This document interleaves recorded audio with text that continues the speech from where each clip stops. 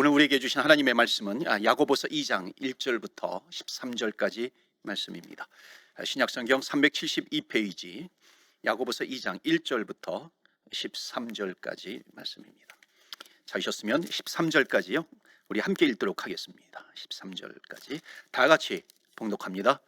내 형제들아, 영광의 주 곧 우리 주 예수 그리스도에 대한 믿음을 너희가 가졌으니 사람을 차별하여 대하지 말라.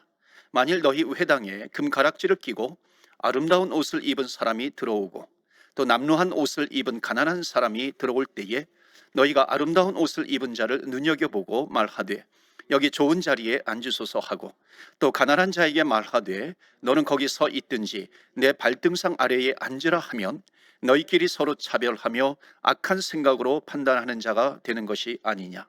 내 사랑하는 형제들아, 들을지어다. 하나님이 세상에서 가난한 자를 택하사 믿음에 부요하게 하시고 또 자기를 사랑하는 자들에게 약속하신 나라를 상속으로 받게 하지 아니하셨느냐. 너희는 도리어 가난한 자를 업신 여겼도다.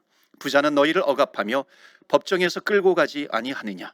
그들은 너희에게 대하여 일컫는 바 그 아름다운 이름을 비방하지 아니하느냐. 너희가 만일 성경에 기록된 대로 내 이웃 사랑하기를 내 몸같이 사랑하라 하신 최고의 법을 지키면 잘하는 것이거니와 만일 너희가 사람을 차별하여 대하면 죄를 짓는 것이니 율법이 너희를 범법자로 정죄하리라. 누구든지 온 율법을 지키다가 그 하나를 범하면 모두 범한 자가 되나니 간음하지 말라 하신 이가 또한 살인하지 말라 하셨은즉 내가 비록 간음하지 아니하여도 살인하면 율법을 범한 자가 되느니라. 너희는 자유의 율법대로 심판받을 자처럼 말도 하고 행하기도 하라. 긍휼을 행하지 아니하는 자에게는 긍휼 없는 심판이 있으리라. 긍휼은 심판을 이기고 자랑하느니라. 아멘. 하나님의 말씀입니다. 오늘도 하나님의 말씀으로 은혜 받으시고 새 힘을 얻으시고 또 한 주간 승리하시는 저와 여러분 되시기를 주의 이름으로 축원합니다. 아멘. 한국 기독교 초대 기독교 때요, 그러니까 1800년대 후반 그때가 되는 것이죠. 그때 이제 미국의 선교사님 또 카나다의 선교사님들이 한국에 들어오셔서 교회들을 세워나가고 있었습니다. 그 중에 승동교회가 이 무어 선교사님에 의해서 승동교회가 또 세워지고 견고하게 부흥하고 있었는데 그때 그 이 승동교회는요 한국의 좀 천민들 백정들이 많이 참여하고 있었습니다. 근데 이제 장로를 선출하는데 백성 출신의 이 박성춘 집사가 먼저 장로로 선출이 된 겁니다. 그러니까는 뭐 양반들도 참여하고 있었는데 난리가 난 거예요. 그래서 양반들이 반발하고 교회를 떠납니다. 그래서 안국동에 있는 안동교회를 세웠습니다. 또 서울의 연동교회라고 있습니다. 거기에는 그 가파치들이 모였어요. 그러니까 가죽으로 이제 신발을 만드는 사람들, 그 당시에 천민으로 여겼습니다. 그 가파치들이 많이 참여하고 있었는데요. 또 장로를 선출하는데 이 고찬익 집사가 먼저 장로로 선출이 되었습니다. 가파치였어요. 그러니까 또 양반들이 또 반발을 일으키고 이탈해서 종묘 근방의 근처에 묘동교회를 세웁니다. 그런 이제 초대기도 교회의 역사가 있었습니다. 그러니까 세상의 배경을 가지고서 차별을 하는 겁니다. 문별이 좋다든지 학벌이 좋다든지 가진 것이 많다든지 그런 것으로 사람을 판단하는 것입니다. 자, 오늘 야고보서 시리즈 7번째 시간입니다. 차별하지 말라라고 하는 제목으로 말씀을 전하겠습니다. 제가 이제 이곳에서 이제 물건을 살 때라든지 또 뭐 커피를 주문할 때라든지 그런 데가 있잖아요. 근데 제가 이제 드레스업 해가지고 이 정장을 하고서 물건을 사면은요 이제 인사를 할 때 마지막에 sir 같은 것을 sir을 이제 붙일 때가 종종 있습니다. Have a good night, sir 이렇게 붙이는 거죠. 이제 옷을 잘 입었기 때문에 그렇습니다. 그런데도 이제 대충 청바지라든지 면티 같은 거 입으면은 sir를 붙이지 않습니다. man 그러죠. Have a good night, man 이렇게 붙이기도 합니다. 그러니까 겉모양을 가지고 뭔가 판단을 하는 겁니다. 겉모양을 보고서 저 사람에게 썰을 붙여도 되겠구나, 저 사람에게 붙이면 안 되겠구나 이렇게 생각을 합니다. 그러니까 차별과 그 편견을 겉모양을 보고서 하는 것이죠. 그래서 사람들은요 이런 차별과 편견을 극복하기 위해서 외모에 신경을 많이 씁니다. 그래서 한국인들 5명 중에 한 명은 이제 성형수술을 했다고 그러잖아요. 또 외모만큼 중요한 게 또 옷 입은 걸 가지고서 이제 많이 판단을 하기도 합니다. 그래서 명품으로 치장하기도 하죠.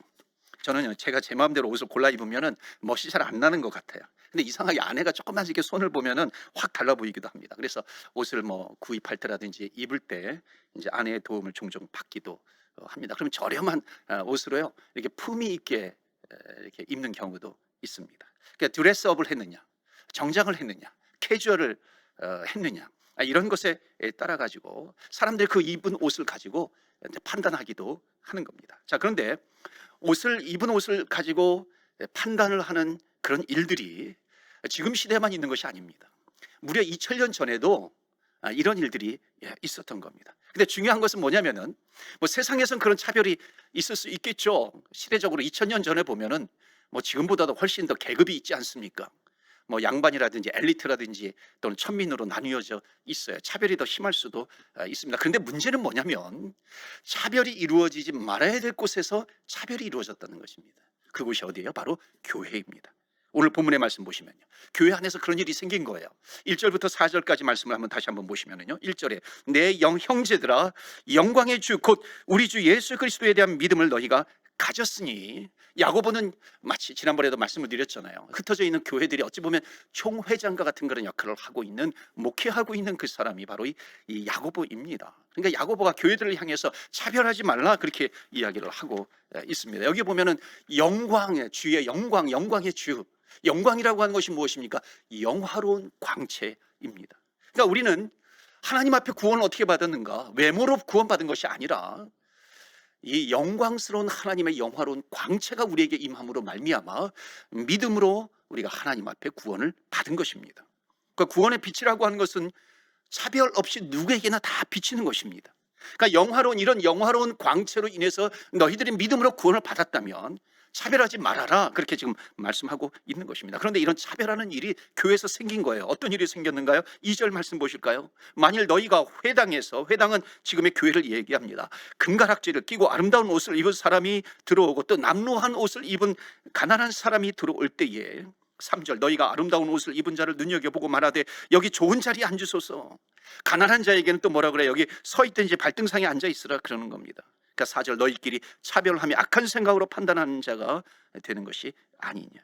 여러분, 지금 야고보가 기록을 하고 있어요. 이 당시에 교회는 어떤 상황입니까? 여러분, 앞부분에 제가 몇 번 설명을 드렸습니다. 이 당시에 교회들은 핍박을 받고 있는 상황입니다. 뭐 예루살렘에 있는 교회라든지 소아시아 지역에 있는 교회라든지 로마에 있는 교회라든지, 교회라면 교회는요 다 핍박을 당하고 있는 그런 처지에 있는 겁니다. 그런데 문제는 뭐냐면, 교회 안에 교회가 함께 핍박을 견디고 있잖아요. 그럼 서로 밀어주고 서로 힘이 되어주고 서로 붙들어주고 지지해 주어야 하는데, 함께 지금 고난을 겪어가고 있는데 거기 안에 차별이 있다는 겁니다. 자, 그렇다면 오늘 말씀을 보면서요, 왜 차별이 생겼는가라고 하는 것을 좀 보기를 바랍니다. 그러니까 지금 오늘 우리가 처음에 1절부터 4절까지 읽었어요. 왜 차별이 생긴 겁니까? 어려운 시기를 지나가고 있어요. 어려운 시기를 지나가고 있다라고 하는 것은 뭐냐면은, 자, 언제 내가 가진 걸 핍박을 당할지 모르는 겁니다. 핍박을 당한 것으로 끝나는 것이 아니라, 핍박을 당하면 어제 내가 가지고 있던 내 재산이라든지 이것이 언제 몰수당할지 모르는 겁니다. 언제 빼앗길지 모르는 겁니다. 불안에 떨고 있는 것이죠. 아니, 지금 교회에 있는 사람들은 이미 빼앗긴 사람들도 많이 있는 거예요. 이런 사람들이 모여 있습니다. 너나 할 것 없이 배고픈 사람들이 있어요. 불안에 떨고 있어요.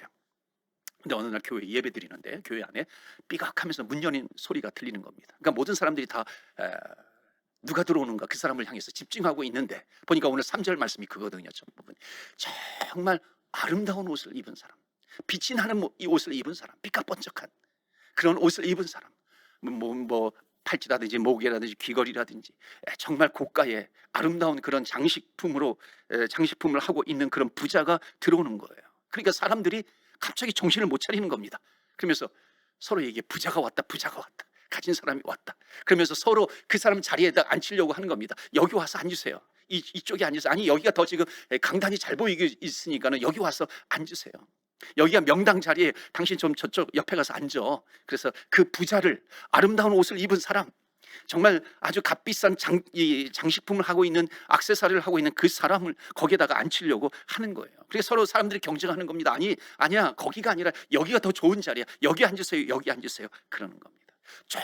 조금 더 나은 자리를 안내하려고 하는 거죠. 그런데 연이어서 누가 들어와요? 또 삐걱하고 소리가 나는데 정말 남루한 옷을 입은 사람, 보기에도 정말 없어 보이는 사람, 가지지 못한 사람, 가난한 자가 들어오는 거예요. 그러니까 모두 다 얼굴 표정이 굳어지는 겁니다. 왜 그럴까요? 우리도 먹고 살기 힘든데 입 하나가 또 왔구나 하는 거예요. 야, 저 사람이 정착하게 되면은 또 저 사람을 또 돌봐야 할 터인데, 그러니까 어떻게 해요? 아주 차갑게 냉정하게 냉대하는 겁니다. 거기 서 있으세요. 거기 발등상이 있어요. 거기 발판이 있는데 그냥 올라오지 말고 그 옆에 그냥 앉아 있으세요. 이렇게 지금 얘기를 하고 있는 겁니다. 여러분 보세요. 왜 이 교회가 차별을 하고 있는가 하는 겁니다. 왜 부자가 들어오면 의지하려고 하고 왜 가난한 사람들이 오면 냉대하려고 하는 것인가? 이유가 뭔지 아세요? 그것은 바로 하나님을 의지하는 것보다도 사람을 더 의지하기 때문에 그렇습니다.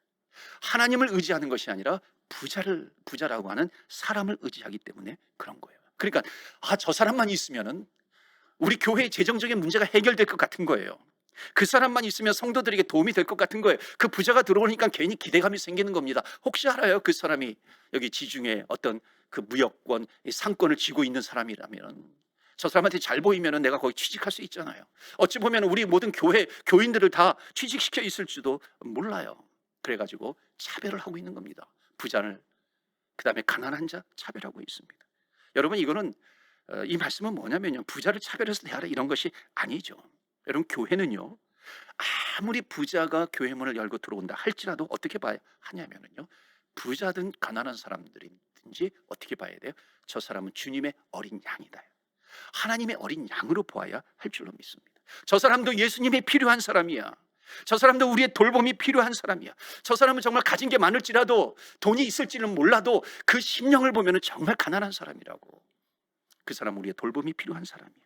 저 사람은요, 겉은 아름다운지 모르지만은 정말 목마른 사슴이 시냇물을 찾듯이 그 영혼은 갈급함을 가지고 주님 앞에 나온 사람일지도 몰라. 그러니까 여러분, 우리 교회는요, 성도는 누구예요?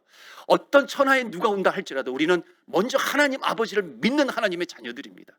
여러분, 하나님을 믿는 사람이라면 사람을 어떻게 사람을 믿는 것이 아니죠. 사람은 의지할 대상이 아니라 섬겨야 될 대상, 사랑해야 될 대상이라고 하는 것입니다. 근데 이게 지금 바뀌어버린 거예요. 하나님을 믿는 것보다도 사람을 좀 믿는 겁니다. 가진 것을 더 믿는 거예요. 그러니까 사람들이 지금 헷갈리는 겁니다. 지금 하나님을 믿어야 되는데 사람을 믿게 하는 거예요. 그런 일들이 교회에서 버젓이 일어난 겁니다. 우리가 지금 제자훈련 하고 있는데요, 봄학기 이제 가을과 이제 3월달, 9월달 시작하잖아요. 제자훈련 가운데 정말 좋은 프로그램들이 굉장히 많습니다. 그러니까 여러분, 우리 교회 제자훈련을 정말 적극적으로 사용을 하시기를 바라고 참여하시길 바랍니다. 그 가운데 이제 1대1로 하는 것들이 있어요. 1대1 제자 양육이라든지 또 하나님을 경험하는 삶이라든지 이런 1대1로 제자 양육을 할 때요, 철칙이 하나가 있습니다. 그것이 뭐냐면은 1대1 양육이 끝난 다음에는 더 이상 개인적인 만남을 갖지 않도록 합니다. 그렇게 양육자들을 훈련을 시켜요. 그러니까 그래서 제자훈련이 활발하게 진행하는 교회는요, 제자훈련이 끝남과 동시에 만남을 이어가는 것이 아니라 어떻게 하냐면은 공적인 예배에 최선을 다해서 예배를 드릴 수 있도록 안내를 하는 것입니다. 권면해 주고요. 그렇게 하는 거예요. 그래서 개인적인 만남은 끝내는 겁니다. 어찌 보면 정말 매몰차다고 할 수가 있어요. 그런데 이것을요, 가르치는 양육자가 해주지 않으면 배우는 동반자의 입장에서는 그것을 끊지를 못해요. 하지를 못합니다. 그러니까 가르치는 자가 3, 4개월 동안 정말 헌신적으로 섬깁니다. 도움을 주고 있어요. 그렇기 때문에 또 뭔가를 하자고 한다면 거절하지 못하는 겁니다. 어찌 보면 좀 이렇게 심할 수 있어요. 그거 끝나고서 이제 끊게 하니까요. 그런데 여러분, 16주 동안 1대1로 만나서 양육을 하다 보면은 말씀으로 은혜를 받지만 나도 모르게 은혜를 넘어서서 사람을 의지할 수 있는, 사람을 의지하게 되는, 하나님보다도 사람을 의지하는 부작용이 생길 수 있는 겁니다. 위험성도 생기기 때문에 그런 거예요. 그래서 또 뭔가를 계획을 해가지고 만남을 이어가다 보면은 결국에 보면은 하나님을 의지하는 것이 아니라 사람을 더 의지하고 있는 내 모습을 발견하게 되는 것입니다. 사랑하는 성도 여러분, 정말 우리가 의지해야 될 대상이 누구예요? 영원하신 하나님 아버지를 우리는 바라보아야 될 것입니다. 영원하신 하나님 아버지를 의지해야 될 주의 백성들입니다. 그런데 왜 교회가 부자들을 의지했는가요? 하나님을 의지하는 이 믿음이 없어져 버리는 거예요. 주님을 믿는 믿음이 없어지면 없어질수록 더 믿는 사람들을 신뢰의 대상으로 삼는 것입니다. 그러니까 하나님만 바라보면 어떤 사람이 와도 내가 누구를 더 의지해야 되는 것인가, 무엇을 얻어서가 아니라 내가 사랑할 수 있는 여유가 생긴다는 것입니다. 여러분 절대적으로 하나님을 의지하시길 바랍니다. 그러면 뭐가 보여요? 주의 약속이 보이는 것입니다. 주님께서 뭐라고 약속하세요? 너희는 무엇을 먹을까, 무엇을 입을까, 마실까 염려하지 말라. 이는 이방인들이 구하는 것이다. 하나님은 누구예요? 우리가 있을 것을 아시는 하나님이십니다. 그렇기 때문에 너희는 먼저 그의 나라와 그의 의를 구하라. 그리하면 이 모든 것을 너희에게 더하여 주시리라. 아멘. 하나님께서는요, 우리에게 이런 약속을 주신 거예요. 우리가 주님을 바라보게 되면은 이런 약속이 보입니다. 약속을 붙들게 되는 거예요. 그러면은 약속을 붙든다라고 하는 것은 무엇이에요? 하나님을 전적으로 신뢰하면서 나가는 겁니다. 하나님을 신뢰하면 사람을 신뢰하지 않습니다. 사람은 사랑을 베풀어야 될 사랑의 대상이 되는 것입니다. 여러분, 우리 주님의 몸된 교회, 더욱 하나님을 의지하시는 저와 여러분 되시기를 바랍니다. 그래서 하나님께서 나에게 구원을 베풀어 주셨어요. 하나님께서 나에게 사랑을 베풀어 주시고 하나님께서 나에게 블레싱 축복을 주셨다면 하나님 그 축복이 사람들에게 흘러가게 하여 주시옵소서. 마치 요셉의 이 담이, 이 요셉의 가지가 담을 넘어서 넘어가는 것처럼 하나님, 정말 주님의 몸된 교회가 이 사랑이 흘러가게 하여 주옵소서. 그러기 위해서는 어떻게 해야 돼요? 전적으로 우리에게 약속하신 그 하나님의 약속을 붙들어야 되는 주님의 몸된 교회가 되어야 할 줄로 믿습니다. 그럼 차별이 일어나지 않는다는 겁니다.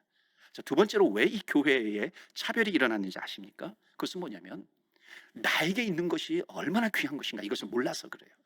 정말 나에게 가치 있는 것이 있는데 그것을 모르는 거예요. 여러분, 정말 그 세상에는요, 부자, 겉으로 볼 때 부자라고 할지라도 마음이 가난한 사람이 있어요. 근데 남루해 보이지만은요, 정말 그 속을 들여다보면 풍성한 주님의 부요하심의 은혜가 있는 것을 보게 됩니다. 잘 입었어요? 그럼에도 불구하고 왠지 눈빛이 초조해요. 불안한 것을 볼 수가 있습니다. 저는 경험했어요. 정말 사형리 복음이 있거든요. 복음, 이 전도지가 있잖아요. 그냥 외워서 하는 것도 아니고요, 정말 도도해 보이는 사람, 모든 것을 가진 건 남부럽지 않게 부족한 것이 없어 보이는 사람. 그런데 이 사형리 전도지를 가지고요 쭉 읽어줬어요. 쭉 읽는데 그 사람의 눈에서 눈물이 툭툭 떨어지는 것입니다. 여러분, 왜 그래요? 겉으로 보면 부자인 것 같지만 그 속은 정말 주님을 만나지 않으면 그 공허함을 해결할 수 없는 것입니다. 그런데 거꾸로요, 정말 잘 못 입었어요. 그럼에도 불구하고 당당하게 보여요. 뭔가를 다 가진 사람처럼 보이는 겁니다. 그 사람을 일컬어서 뭐라고 불러요? 크리스찬이에요. 그리스도인이다, 이렇게 말하는 것입니다. 여러분, 우리 그리스도인들은 몸이 부자인 사람이 아니라 마음이 부자인 사람입니다. 우리가 영적으로 부자인 사람이에요. 지금 야고보는요, 사람을 차별해서 대하는 교인들에게 지금 중요한 것 한 가지를 가르쳐주고 있어요. 5절 말씀 보실까요? 5절 보시면 내 사랑하는 형제들아 들을지어다. 하나님이 세상에서 가난한 자를 택하사 믿음에 부요하게 하시고 또 자기를 사랑하는 자들에게 약속하신 나라를 상속으로 받게 하지 아니하셨느냐. 여러분, 남이 가진 것을 보기 전에요, 여러분 가진 게 뭔지를 보시길 바랍니다. 여러분, 지금 보시면요, 정말 우리 안에 무엇이 있는가 어마어마한 것이 있다는 것입니다.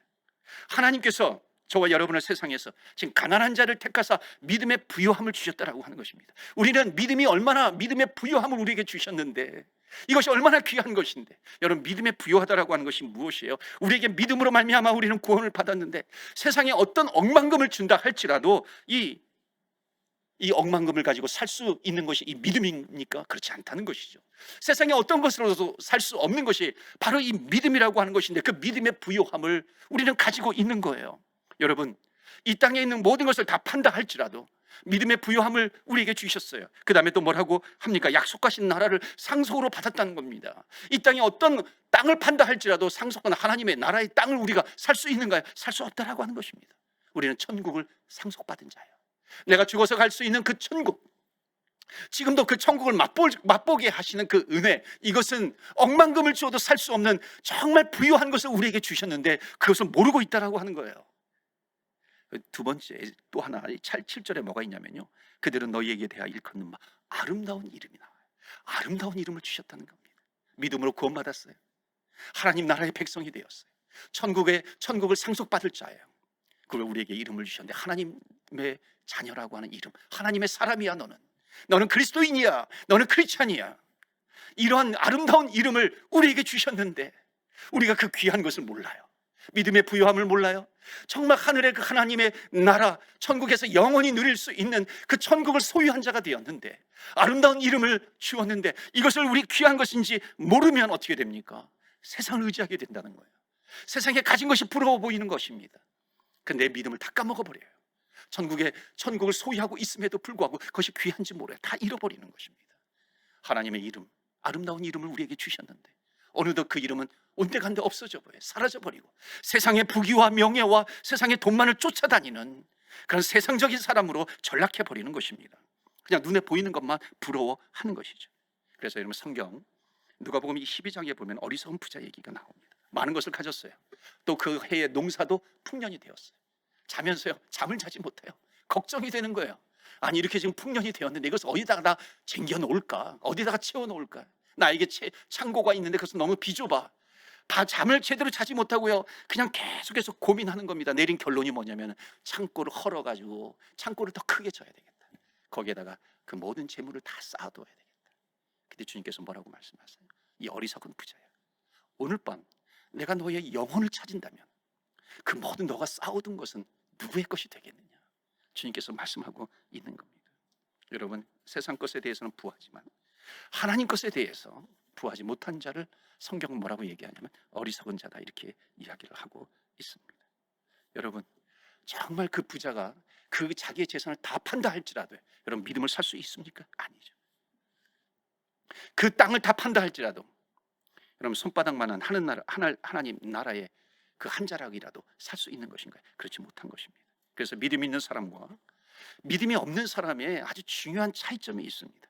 그러니까 믿음이 있는 사람은 무엇을 보는 줄 아십니까? 있는 것을 보아요. 믿음이 없는 것은요, 믿음이 없는 사람은 무엇을 보는 줄 아십니까? 없는 것을 보게 되는 겁니다. 그러니까 여러분 없는 것을 보게 되면 불만이에요, 불평이에요, 원망이에요. 그러나 거꾸로 있는 것을 보게 되면 뭐가 나와요? 감사가 흘러나오게 될 줄로 믿습니다. 그러니까 여러분 불평하는 사람들 가만히 보면 뭐 때문에 불평해요? 당연히 있는 것은 그냥 당연한 거예요. 그리고 없는 것 가지고 불평하는 겁니다. 믿음이 있는 사람은 이것 주셔서 감사합니다, 저것 주셔서 감사합니다. 그런데 믿음이 없는 사람은 어떻게 얘기하냐면 이것 있으면 뭐해, 저것 있으면 뭐해, 원망하는 겁니다. 불평하는 겁니다. 옷을 주었어요, 옷이 있어서 감사합니다 이렇게 돼야 되는데 아니 이 옷을 입고 내가 어디를 갈 수 있겠어? 갈 데가 없어. 쇼핑도 못해. 원망하는 거예요. 남편이 있어서 감사하면은 남편이 있으면 뭐해? 돈도 벌어오지 못하는데 돈을 또 잘 갖다 주면은요 또 뭐라고 불평하냐면 돈을 잘 갖다 주면 뭐해? 대화할 시간이 없는데 여러분 있는 거에 감사하지 않는 겁니다. 아이들이 공부를 잘하면요 아이들 공부 잘하면 뭐래? 엄마 아빠 말 지지리도 안 듣는데 안 듣는 거 없는 걸 가지고 원망하고 불평하는 것입니다. 여러분 정말 아이들 엄마 아빠 말 잘 들으면 또 뭐라고 불평하는 줄 아세요? 엄마 아빠 말 잘 들으면 뭐해? 공부하지 못하는데 이렇게 불평한다는 거예요. 남자친구가 밥을 잘 사줘요. 그 남자친구가 밥을 잘 사주면 얼마나 좋아요. 그런데 밥을 사주면 뭐해? 변변한 직장이 하나 없는데 직장이 또 있어요. 직장이 있으면 좋은 직장이 있으면 뭐해? 밥도 사주지 않는데 계속해서 원망 불평 반복하는 겁니다. 왜 그런 줄 아십니까? 없는 것 가지고 얘기를 하기 때문에 그런 거예요. 그런데 믿음 좋은 사람은요 있는 것 가지고 얘기합니다. 그러니까 나에게 있는 거 모든 거 다 빼앗긴다 할지라도 감사하는 사람, 끝까지 있는 것을 가지고 감사하는 거예요. 우리 교통사고 날 때가 있잖아요. 우리 성도님들, 교우들 가운데 여러분 이런 사고를 당하면 담임 목사의 마음은 정말 너무너무 안타깝잖아요. 전화를 해서 뭐라고 위로할까? 뭐라고 이렇게 격려를 해줄까? 그럼 고민에 빠질 때도 있어요. 그런데 전화를 하면은요 오히려 원망하고 불평하는 것이 아니라 감사하는 거예요. 그럼 놀라서 물어보죠. 아니 어떻게 이렇게 감사해요? 그래도 하나님께서 생명은 주셨잖아요. 생명은 살려주셨잖아요. 있는 것 가지고 감사하는 거예요. 비즈니스 하다가 망해버렸어요. 여러분 이런 일 생기면요 담임 목사의 마음은 무너지는 겁니다. 꼭 내가 뭔가 잘못해서 그런 것 같아요. 그리고 정말 죽을 맛이거든요. 전화해요. 그런데 놀랍게도요 감사하고 있는 거예요. 그래도 내가 숨 쉬고 있는 게 감사해요. 없어진 걸 생각하지 않는 거예요. 있는 것을 생각하는 겁니다. 주시기 때문에 감사하는 거예요. 주시면 주셔서 감사, 안 주시면 또 안 주셔서 감사. 이래도 감사 저래도 감사. 감사가 계속해서 들어가는 겁니다. 들어가도 감사, 나가도 감사, 올라가도 감사, 내려와도 감사.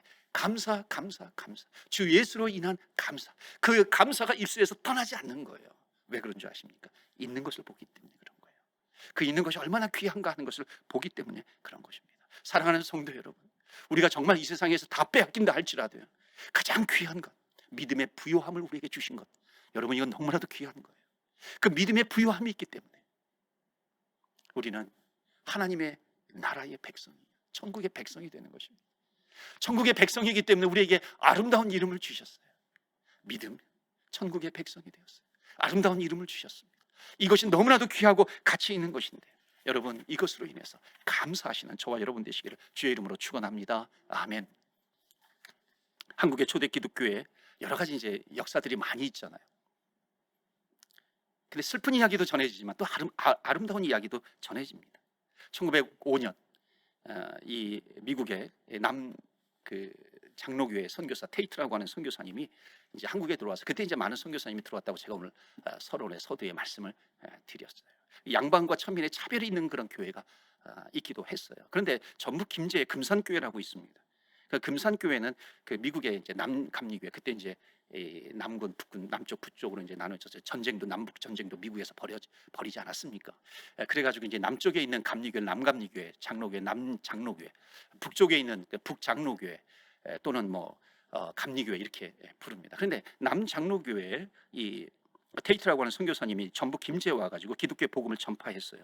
그리고 이제 그때 김제의 용화마을에 아주 유명한 양반 지주였던 조덕삼이라고 하는 양반이 복음을 받아들입니다. 그리고 어떻게 하냐면 자기의 사랑처를 예배처로 이제 내놓은 거예요. 이것이 이제 금산교회의 시작입니다. 그리고 조덕삼은 부자예요. 부자로서 얼마나 많이 헌신을 했겠습니까? 그러니까 자기 식구도 예배에 참여하게 하고 예수님을 믿게 하는 것, 이것뿐만 아니라 양반이기 때문에 머슴이 있어요. 하인이 있어요. 하인들도 예배에 참여하게 한 겁니다. 그런데 그 하인 가운데 이자익이라고 하는 머슴이 있었습니다. 그러니까는 그 교회에 주인과 하인이 같이 하나님의 나라 확장을 위해서 섬기고 있는 거예요. 그리고 몇 년 후에 장로 투표를 하게 되었습니다. 그러니까 교인들은 당연히, 또 마을에서는 당연히 저 부자인 지주인 저 조덕삼이라고 하는 사람이, 양반이 분명히 장로가 될 것이다 이렇게 생각을 했는데, 결과를 열어놓고 보니까는 양반이 장로가 된 것이 아니라 그 집의 머슴이었던 이자익이라고 하는 사람이 장로로 선출된 거예요. 그 당시만 해도요, 아직까지 일제시대도 시작되기 전이었습니다. 그러니까는 아직까지도 그 신분의 차별이 있는 그런 시대였었죠. 그러니까 사람들이 얼마나 이 머슴이 장로가 되었으니 얼마나 충격적이겠어요. 사람들이 얼마나 수근수근 거리겠어요. 그때 이 양반 조덕삼이 자리에서 일어나서 발언권을 가지고서 교인들에게 이렇게 이야기합니다. 이 결정은 하나님이 결정하신 것입니다. 우리 금산교회 교인들은 참으로 훌륭한 일을 해냈습니다. 저희 집에서 일하고 있는 이 이자익은 저보다 신앙의 열의가 대단합니다. 나는 이 교회의 결정에 내가 순종하고 이자익을 장로로 받아들여서 열심히 교회를 섬기겠습니다. 그리고 정말로 약속대로 이 조덕삼은요, 이자익을, 머슴이었잖아요. 그래서 이자익을 장로로 섬기게 됩니다. 여러분, 그 당시에는요, 교회는 교육자들이 부족했어요. 그래서 장로가 예배 시간에 설교하기도 합니다. 그러면 이 양반이, 머슴이 지금 설교하고 있고요, 그 다음에 양반인, 주인인 이 조덕삼은 맨 앞자리에 앉아가지고요, 정말 그 자기 머슴이 강단에서 설교하는 것을 마음으로 받고 은혜를 사모하면서 듣는 겁니다. 얼마나 아름다운 모습이에요. 나중에 이자익이 평양신학교에 가는데 전적으로 모든 것을 다 후원해 줍니다. 그리고 이 금산교회의 2대 목사로 청빙을 하게 되는 거예요. 나중에 이자익 목사는 이 장로교회 총회장까지 됩니다. 3번에 걸쳐서. 그리고 조덕삼도 나중에 장로가 되어요.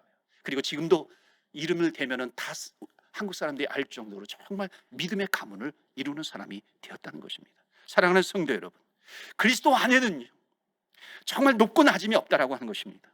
있는 자와 없는 자의 차별이 없는 것이 어디예요? 교회라고 하는 것입니다. 왜냐하면 하나님께서 우리에게 차별 없는 은혜를 우리에게 허락해 주셨기 때문에 우리는 하나님의 은혜 안에서 함께 어울려 사는 주의 거룩한 백성들인 줄로 믿습니다. 그렇기 때문에 우리는 하나님을 전적으로 바라보는 것입니다. 하나님을 믿는 것이에요. 그렇다면 사람을 믿는 것이 아니라 하나님을 믿기 때문에 사람은 섬기는 자가 되는 겁니다.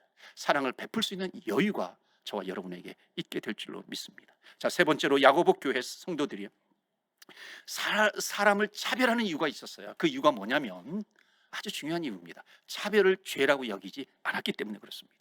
자, 9절 말씀 보여주실까요? 9절에 보면 만일 너희가 사람을 차별하여 대하면 뭐 하는 것이니? 죄를 짓는 것이니 율법이 너희를 범법자로 정죄하리라. 여러분, 뭐라고 얘기합니까? 차별이 죄라고 얘기하지 않습니까? 그런데 여러분, 살인죄가 큽니까? 차별죄가 큽니까? 세상에서는요, 차별죄와 살인죄, 이건 비교가 안 되는 것이죠. 살인죄 하면은요, 무기징역을 당할 수도 있고요, 나라에 따라서 또 사형도 당할 수도 있는 것입니다. 차별죄는 뭐 어떻게 하겠어요? 기껏해야 뭐 벌금형 아니겠어요? 하나님의 나라의 법은. 그런데 살인죄와 차별죄는 다 뭐다? 죄라고 하는 것입니다. 이게 10절이에요. 10절 보시면 누구든지 온 율법을 지키다가 그 하나를 범하면 모두 범한 자가 되나니, 간음하지 말라 하시니가 또한 살인하지 말라 하셨은즉 너가 비록 간음하지 아니하여도 살인하면 율법을 범한 자가 되느니라. 너가 살인하지 않아도 차별죄를 지었으면 너희들이 범법한 죄가 되느니라. 이렇게 지금 말씀이 전개가 되는 겁니다. 그래서 여러분, 하나님 앞에서 제일 큰 죄는 살인죄냐 차별죄냐 이것이 아니에요. 가장 큰 죄는 뭐냐면은 회개하지 않은 죄라고 하는 것입니다. 나중에 우리가 하나님 앞에 마지막 최후의 심판 때 우리 하나님 앞에 결산할 때가 있습니다. 그때 하나님께서 우리의 죄를 가지고 결산을 할 터인데요, 진정으로 회개하면, 진짜 회개했다면 하나님께서 그 죄를 하늘나라에서 다 없애주신다는 겁니다. 도만해 주시는 거예요. 기억도 하지 않으신다는 겁니다. 그런데 여러분, 살인죄는 완벽하게 회개를 했어요. 그러니까 완벽하게 회개를 하니까는요, 여러분, 살인죄가 나쁘다는 건 누구든지 다 알잖아요. 그러니까 정말 주님을 믿는 사람이라면 회개하죠. 그런데 하늘나라에 가니까 살인죄에 대한 죄의 항목은 다 없어져 버린 거예요. 지워져 버린 거예요. 진짜로 회개했으니까. 근데 문제는 뭐냐면요, 차별죄는 사람들이 회개를 잘 안 해요. 이게 무슨 죄냐고요. 사람을 분명히 차별해 놓고 회개하는 사람이 별로 없는 거예요. 그러니까는 자그만 죄라고 여겼는데, 자그만 것인데 그게 하늘나라에 가서 하나님 앞에서 이제 결산할 때가 되었어요. 그랬더니 죄의 항목이 거기에 남아 있는 거예요. 그 차별죄가 그대로 있는 것입니다. 여러분, 아무리 이 땅에서 큰 죄라 할지라도 없는 것이에요. 아무리 작은 죄를 할지라도 천국에서 하나님 나라에서 있는 거하고 어느 것이 더 위험하냐라고 하는 겁니다. 여러분, 우리가 길을 걸어갈 때 넘어질 때가 있어요. 근데 큰 바위돌에 우리 넘어지지 않습니다. 자그마한 돌뿌리에 우리는 걸려 넘어지는 것이죠. 큰 죄는요, 우리가 회개합니다. 작은 죄는 회개하지 않아요. 이것은 아무것도 아니라고요. 죄라고 생각하지 않으니까요. 그래서 더 엄밀히 말하면요, 큰 죄보다도 작은 죄가 더 위험한 것입니다. 나중에 천국에 가면 화들짝 놀래요. 아니, 이게 왜 죄냐고, 내가 죄라고 생각하지 않았는데. 주님은 회개하지 않았기 때문에 그 죄를 지워주시지 않는 것입니다. 그래서 12절 말씀이 그거예요. 심판받은 자처럼 말하고 행동하십시오. 우리는 심판을 받을 것이야. 심판을 받을 것을 우리가 알기 때문에 이 땅에서 나는 심판받지 않을 자로 살아가야 돼. 그게 어떤 모습이에요? 회개하면서 살아가야 된다라고 하는 것을 말씀하고 있습니다. 여러분, 차별이라고 하는 건 가볍지 않습니다.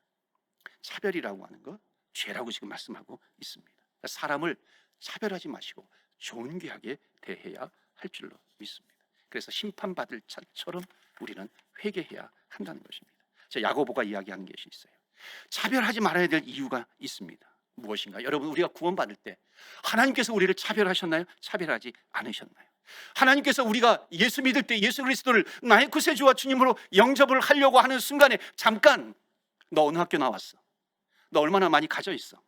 너 얼마나 많은 재산을 가지고 있어? 땅을 가지고 있어요? 주님께서 우리에게 그것을 물어보시고 예수 그리스도를 나의 구세주와 주님으로 영접하게 하시고 구원받을 하나님의 자녀로 삼아 주셨는가요? 그렇지 않죠. 오히려 5절 말씀 보시면 내 사랑하는 형제들아 들을지어다 하나님이 세상에서 가난한 자를 택하사 가난한 자를 택하사요.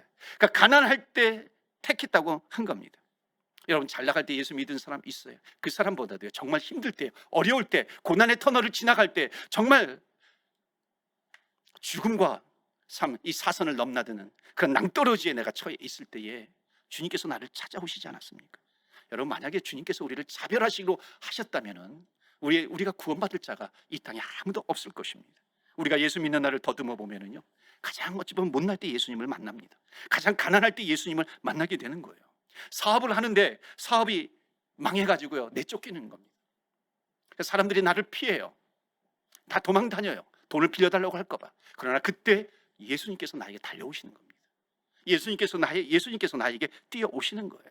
사람들은 다 피합니다. 전화해가지고요, 왜 전화 받지 않느냐, 메시지를 남겨주면, 그리고 전화가 오지 않아요. 콜백 좀 해달라고. 나 나중에 내가 보이스 메시지를 남겨두었는데 왜 나한테 전화해주지 않았느냐고, 내가 듣지 못했다고요. 다 피하는 것입니다. 아무도 못 들었다고요. 그렇게 아무도 내 옆에 없을 때 주님께서는 내 옆에 계시다는 거예요. 주님께서 나에게 다가오시는 거예요. 만약에 예수님께서 나를 차별하시기로 작정을 하셨다면요, 절대로 나 같은 사람 만나주지도 않았을 겁니다. 그러나 주님은 차별하지 않으시고 내 심령이 가장 가난할 때에 주님께서 나를 만나주셨기 때문에 우리가 오늘 주님 앞에 이렇게 예배를 드리게 되는 줄로 믿습니다. 그래서 13절 말씀해 보면 긍휼은 심판을 이기고 자랑하느니라. 아멘. 여러분, 주님께서 우리를 긍휼히 여겨주셨기 때문에 우리는 심판을 면한 자가 되었고요, 주님께서 우리를 차별 없이 대했기 때문에 우리는 또 차별 없이 대할 수 있는 것입니다. 여러분, 우리 교회, 주님의 몸된 교회, 주님의 제자교회, 이 땅의 교회들이 정말 부자가 오든 가난한 사람이 오든 주님께서 우리를 품어주셨듯이 차별 없이 품어주는 교회가 되기를 축원합니다. 부자도 불편하지 않고 가난한 자도 불편하지 않고, 여러분 정말 부자도요, 불쌍한 부자가 얼마나 많은지 모릅니다. 정말 비즈니스가 한번 이 성행해가지고요, 큰 집을 샀어요. 공룡 같은 집을 샀는데 그 몰개지를 갚느라고요, 얼마나 죽도록 고생하는지 모릅니다. 그런데 주님께서 다가오시는 것이죠. 내가 잘 돼가지고 1호점, 2호점 비즈니스를 열었는데요, 4호점까지 열었어요. 사람들은 저 사람 부자다, 부자다 그렇게 바라보고 있는데 속을 들어가 보니까 웬걸요, 이익 나는 것은 하나밖에 없어요. 그것을 가지고 2호점, 3호점, 4호점을 막 다 떼어야 되는 겁니다. 정말 죽을 지경에 살아가는 것, 하루하루 살기가 너무나도 어려운 그런 부자도 얼마나 많이 있습니까? 그런데 성경은 그런 부자든지 가난한 자이든지 불편함 없이 차별 없이 주님의 몸된 교회에 올 수 있어야 한다는 것입니다.